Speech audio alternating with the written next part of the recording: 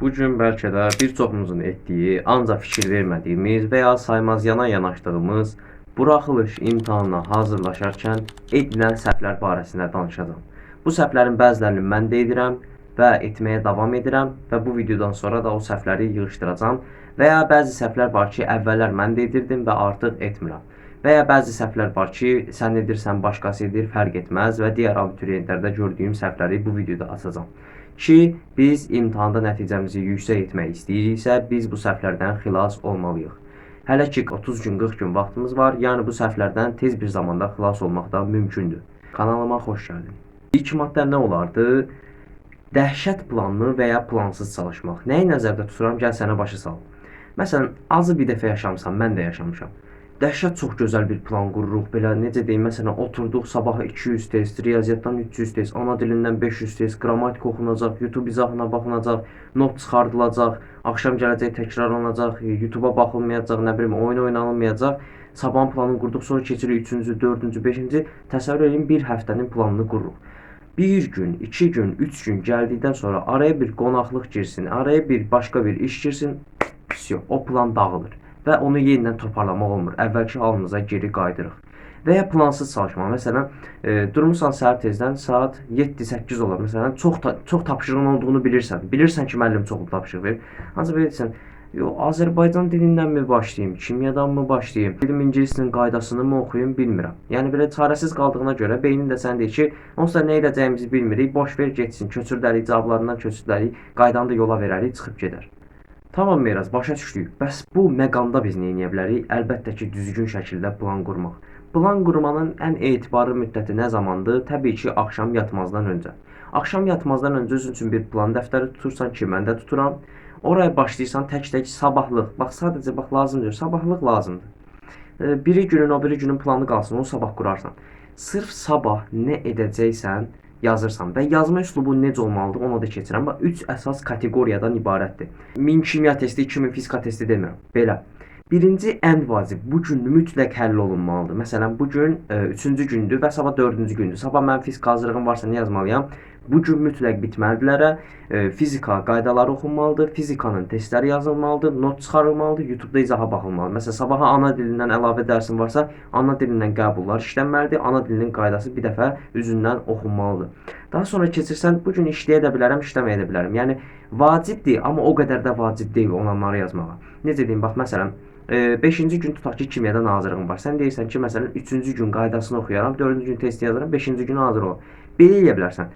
Kimyanın qaydasını oxumaq yaza bilərsən, məsəl üçün, və ya fizikanın üstündən məsələn əlavə bir sınaq işləmək. Sabah fizika hazırlığın var, məsələn, əlavə bir testlə daha işləyib elə bir fizika hazırlığına getmək istəyirsən. Yəni əlavə işləməyi də yaza bilərsən.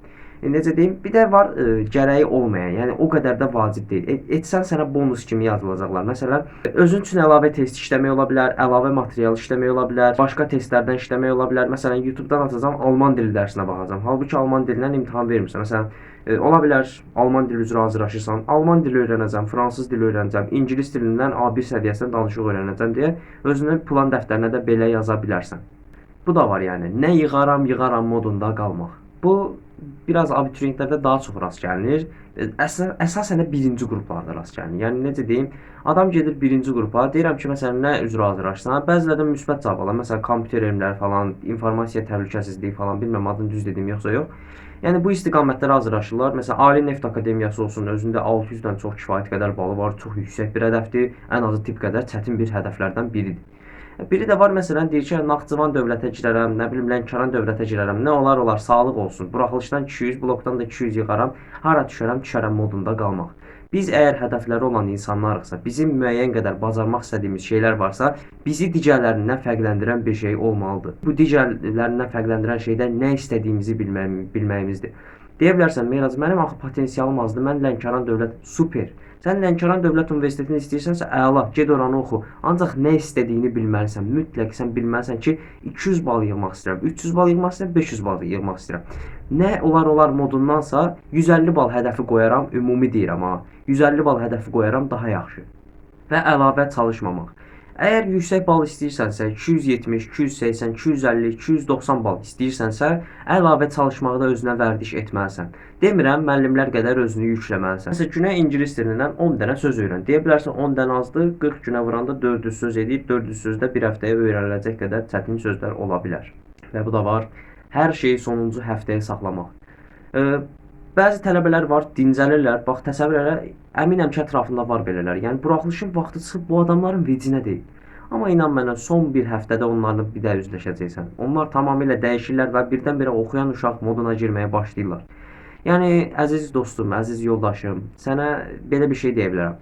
Sən 5-6 ildir hazırlığa gedirsən. Ən pisi 2 ildir, 10-11-i gedirsən. Bu 2 ildə öyrənə bilmədiyin proqramı bir həftəyə necə çatdıracaqsan? Bax, mən deyirəm, özünə qarşı dürüst ol. Özünə bu sualı ver ki, ay Mehraz, məsəl üçün özümdən nümunə verim. Ay Mehraz, sən 2 ildir bu kitabı qutara bilmirsən, sən 2 ildir bu proqramı qutara bilmirsən, sən bunu bir həftəyə necə çatdıracaqsan? Deyə bilərsən, mən təkrar eləyəcəm, təkrarı da çatdıra bilməyəcəksən. Bir həftəyə necə təkrar çatdırasan? Onda yuxunu haram qadacaqsan və buraxılışı gedib yaman gündə yazacaqsan. Yorğun gedib buraxılış yazmaq bizim nəyimizə lazımdır? Zaten biz ömrümüzdə bir dəfə buraxılış imtahanı veririk, əgər məzuna qalmayacaqsa. Ona görə dediyim odur ki, son bir həftədə məsələn son bir günü dincəlmək üçün ayıra bilərsən. Yüngülvari təkrar edərsən, bilmədiyin mövzular hansı ki ağlında ilişib qalıb. Onları təkrar edərsən, ancaq o günü mütləq 8 saat yuxunu da almalısan, düzgün qidalanmalı, düzgün necə deyim, hər zamanki kimi normal vəziyyətdə getməlisən. Sənə imtahana yorğun getmək lazım deyil, çünki bir dəfə verəcəksən imtahanı. Bilirəm deyib Yola Ver kampaniyasına qoşulmaq. Yola Ver kampaniyasına qoşulmaq mənim kimya müəllimin sözüdür. Çox istifadə etməyi çox sevirəm. Necə deyim, hər şeyi yola vermək, yəni necə deyim. Məsələn, adam gəlir zərfin qaydasıdır. Ha, bilirəm, yola ver keçsin. Fizikadır, nə bilim, elektrik bölməsi. Ha, bilirəm, yola ver keçsin. Qabağına aylıq imtahanı qoysan 50 bal yaza bilmir. Bax, bilirəm demək insanın ən böyük düşmənidir. Bunu da deyim, bax. Bilməmək də düşmən ola bilər. Ancaq arxayınlıq kimi çox böyük, çox gizli bir düşmən yoxdur. Bilməmək ən azından qarşındadır. Bir divar kimi qarşında durub ki, məsələn, Mehrad, sən, nə bilim, ingilis dilindən passive voice bölməsini bilmirsən. Mehrad onu görə bilir. Ancaq arxayın olum ki, bilirəm də passive voice bölməsini. Yəni, düşmənini göz ardı etsən, düşmən səni əlbəttə arxadan vuracaq. Ona görə çalış ki, bildiyini bilmədiyindən ayıra biləsən. Və bu da var, sınaqlara təkrar baxmamaq. Getdin, 3 dənə, 4 dənə buraxılış sınağı getmirsən. Dürüst ol, heç dönüb onların səhvinə bir baxmısan. Yəni, heç baxmısan ki, mən hansı mövzudan zəifəm, hansını səhvləmişəm. Baxanlara bir şey demirəm, amma baxmayanlara da deyirəm ki, bildiklərini yazaraq da gedib buraxılışda bir şey bilməyəcəksən. Sənə bilmədiklərin lazımdır ki, sənə əlavə bal qazandırsın. Bildiklərini onsuz da bilirsən, amma önəmli olan sənin bilmədiklərini öyrənməyindir. Yəni, necə deyim, köhnə illərin buraxılışlarını, getdiyim buraxılış imtahanlarındakı səhvlərə də bir göz gəzdirməyini istəyirəm. Bu da var, telefondan vaz keçə bilməmək. Telefona bağlısan, telefondan qopa bilmirsən, hər gün Reels, Shorts, Instagram, TikTok deyəndə itib batmısan. Mən də, yəni sənin qədər bax, mən də telefona baxmaq istəyirəm, mən də oyun oynamaq istəyirəm, mən də kinoya baxmaq istəyirəm və ya əyləncəli bir şey etmək istəyirəm. Ancaq nə etmək olar? İmtahan ilidir və hədəflərimiz də yüksək olduğuna görə müəyyən şeylərdən vaz keçmək məcburiyyətindəyik. Müəyyən şeyləri fəda etməliyik. Yəni sən bu gün telefona baxmayaraq əslində gələcəyini inşa edirsən. Uşaq vaxtı kaş ki, məsələn, anam atam mənə deyəndə ki, telefon həqiqətən də ziyandır, onların sözlərinə mən gərək qulaq asardım. Çünki telefon qədər qatı bir düşmən yoxdur və qatı bir dost da yoxdur. Çünki telefon bir bıçaq kimidir. Onu yaxşıya da istifadə edə bilərsən, pisə də istifadə edə bilərsən, o da sənin əlində olan bir şeydir. Yəni, necə deyim dostum, 40 gün Reels izləməməkdən, 40 gün TikTokda dostlarla yazışmamaqdan sənə bir zərər gəlməyəcək. Bu da var, blogdan heç nə oxumamaq. Bunu da mən etməyə çalışırdım.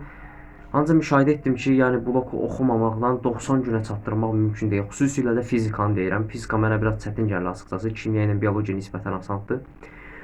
Necə deyim, fizikanı mən 90 günə çatdıra bilmərəm. Ona görə yenə də onu buraxılış səviyyəsi ilə paralel aparıram. Eynisi səndə də blokda zəif olan bir fən varsa, onu da paralel buraxılışla bərabər apara bilərsən.